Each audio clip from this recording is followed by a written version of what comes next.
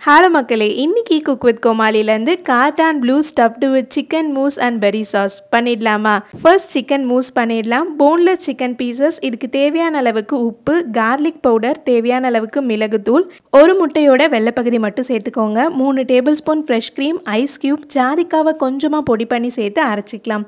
அவ்வளோதான், chicken mousse ready. இதை கொஞ்சம் நேரம் ஃப்ரிட்ஜில் வச்சுருங்க. அடுத்து அந்த ரோல் பண்ணுறதுக்கு சிக்கன் பிரெஸ்ட் பகுதியை இந்த மாதிரி கட் பண்ணிக்கோங்க.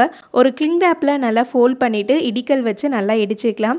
இதுக்கு மேலே கொஞ்சமாக மிளகுத்தூள், கார்லிக் பவுடர், தேவையான அளவுக்கு உப்பு அண்ட் மிக்ஸ்டு ஹெர்ப் சேர்த்துக்கிறேன். சிக்கன் மூஸை நல்லா ஸ்ப்ரெட் பண்ணிடுங்க. மேலே ஒரு சீஸ் ஸ்லைஸ் வச்சிடலாம். கிளிங் ரேப் யூஸ் பண்ணி நல்லா டைட்டாக ரோல் பண்ணிக்கலாம். ஃப்ரிட்ஜில் குறைஞ்சது 1 மணி நேரமாவது வச்சு எடுத்துக்கோங்க. அடுத்து நம்ம எக்கை நல்லா பீட் பண்ணிவிட்டு மேலே கோட் பண்ணிக்கோங்க. அதே மாதிரி மேலே மைதா மாவு அண்ட் பிரெட் க்ரம்ஸில் கோட் பண்ணிக்கலாம். இதை ஃப்ரிட்ஜில் ஒரு 10 நிமிஷம் வச்சு எடுத்துக்கலாம். எண்ணெயில் டீப் ஃப்ரை பண்ணணும்னு அவசியம் இல்லை. இந்த மாதிரி ஷாலோ ஃப்ரையே பண்ணிக்கலாம். எல்லா சைடும் நல்லா குக் ஆனதுக்கப்புறம் 10 நிமிஷம் ஆற விட்டுருங்க.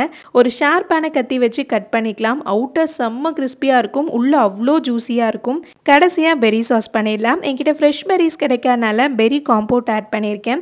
1/2 டேபிள் ஸ்பூன் கார்ன்ஃப்ளவரில் தண்ணி சேர்த்து ஆட் பண்ணிக்கோங்க. இந்த காம்போட்லேயே சர்க்கரை இருந்தனால எனக்கு எக்ஸ்ட்ரா சர்க்கரை எதுவும் தேவைப்படலை.